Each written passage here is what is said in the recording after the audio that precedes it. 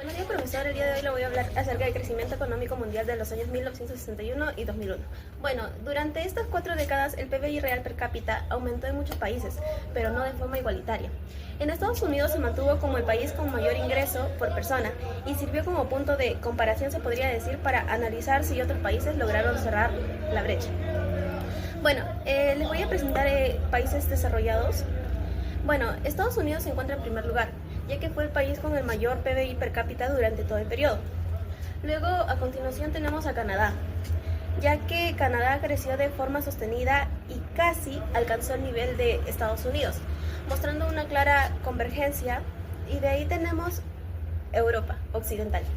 En Europa Occidental se encuentran los países de Francia, Alemania, Italia y Reino Unido. También creció, aunque sin llegar al nivel estadounidense.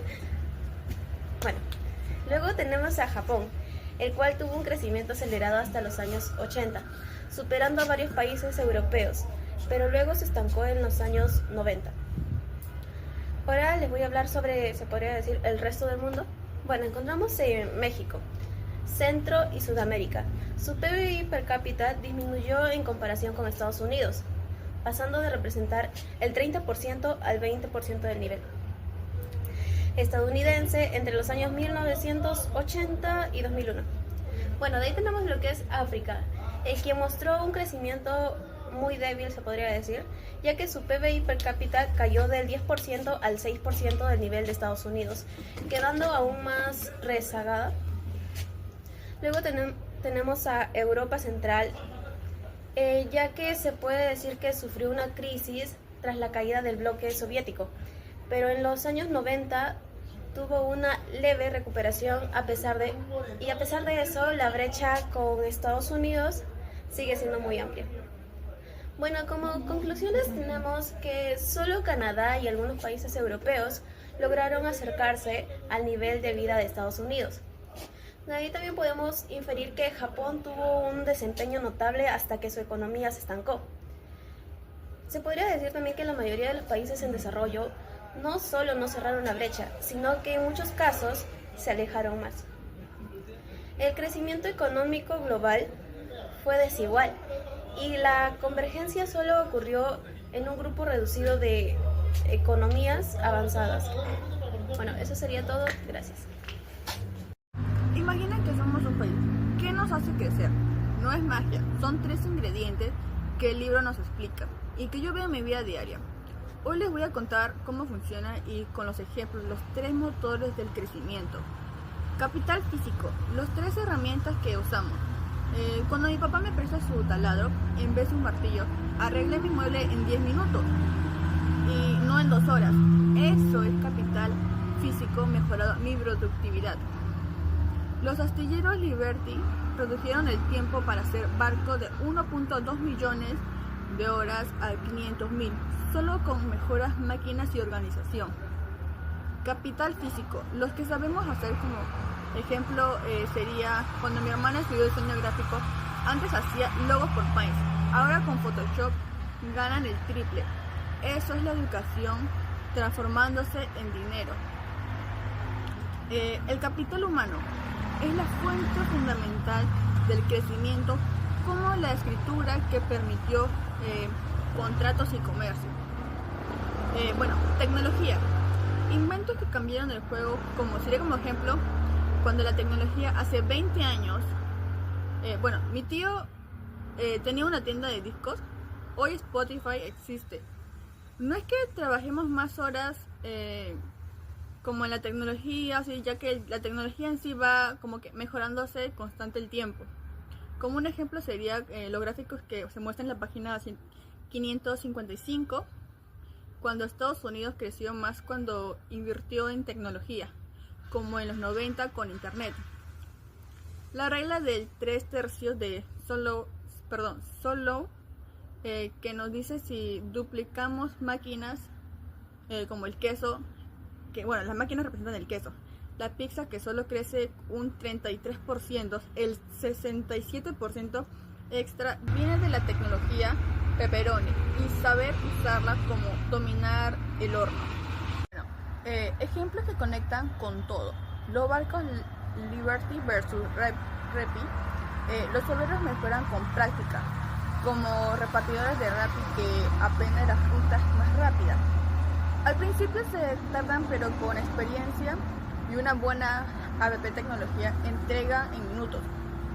De las máquinas de escribir como ChatGPT, antes en una hora escribía un ensayo. Ahora con la IA tengo un borrador de 5 segundos y luego lo edito. Bueno, no es trampa, es un proceso tecnológico, como cuando pasamos de carretas a carros. Científicamente que crearon el GPS, capital humano. Fábricas en China que ensamblan chips, que es el capital físico. Las apps como Google Maps es la representación de la tecnología. Sin esta combinación estaríamos perdidos literalmente. Y bueno, en conclusión, ¿cómo crecen los países? No es solo trabajar más duro, sino invertir en herramientas como mi taladro versus el martillo. Educarnos como mi hermana con Photoshop. Innovar como Spotify acaban con los CDs. El libro dice que los países que apuestan por tecnología y educación son los que ganan y nosotros podemos ser parte de eso. ¿Cómo sería la pregunta? Bueno, usando bien nuestro tiempo, estudiando y estando atentos en los cambios. Y bueno, el crecimiento está en nuestras manos. En periodos en que la productividad crece a un ritmo más lento, los cambios tecnológicos no se detienen, pero sus efectos positivos sobre el rendimiento económico pueden no ser inmediatos, ni visibles, ni a corto plazo. Esto puede deberse a varios factores, como las innovaciones a menor disruptivas o enfocadas en el consumo. En ciertos periodos, la mayoría de las innovaciones tecnológicas se centran más en la experiencia del consumidor, como nuevas aplicaciones móviles, redes sociales o dispositivos inteligentes, en lugar de transformar radicalmente los procesos productivos.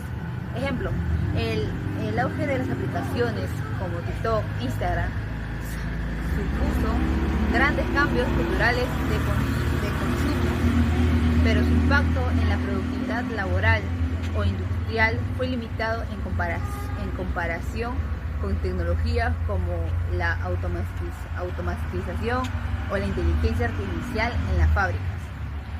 Otro sería los retrasos en las adaptaciones de las nuevas tecnologías. Muchas veces, aunque existan tecnologías con gran potencial, las empresas no las implementan de inmediato debido a los altos costos iniciales, incertidumbres sobre su eficiencia o la falta de infraestructura. Ejemplo, las inteligencias artificiales y el análisis de sus datos masivos están disponibles desde hace años, pero muchas pequeñas y medianas empresas todavía no las utilizan por falta de recursos o conocimientos tecnológicos. Otro factor es la falta de capacitación del capital humano. Las nuevas herramientas requieren habilidades específicas. Si la fuerza laboral no está preparada para usarlas eficientemente, la productividad no mejora significativamente. Ejemplo, en países como Perú, muchas industrias enfrentan dificultades para incorporar tecnologías de automatización debido a la escasez tecnológicos capacitados en programación, robótica o análisis de datos. En conclusión, aunque la tecnología siga avanzando, sus beneficios en la productividad puede tardarse en materializarse. La historia muestra que con el tiempo estos cambios se reactivan. Buenos días, hoy les hablaré brevemente sobre la teoría clásica del crecimiento económico, una de las primeras explicaciones sobre cómo crecen las economías y por qué este crecimiento puede ser limitado. La teoría clásica fue desarrollada entre los siglos XVIII y XIX por economistas como Adam Smith, Thomas Malthus y David Ricardo. Ellos observaron que el crecimiento del Producto Interno Bruto no era limitado. Según esta teoría, cuando el ingreso per cápita de una sociedad mejora y supera el nivel de subsistencia, la población tiende a aumentar rápidamente. Esto le llamamos una explosión demográfica.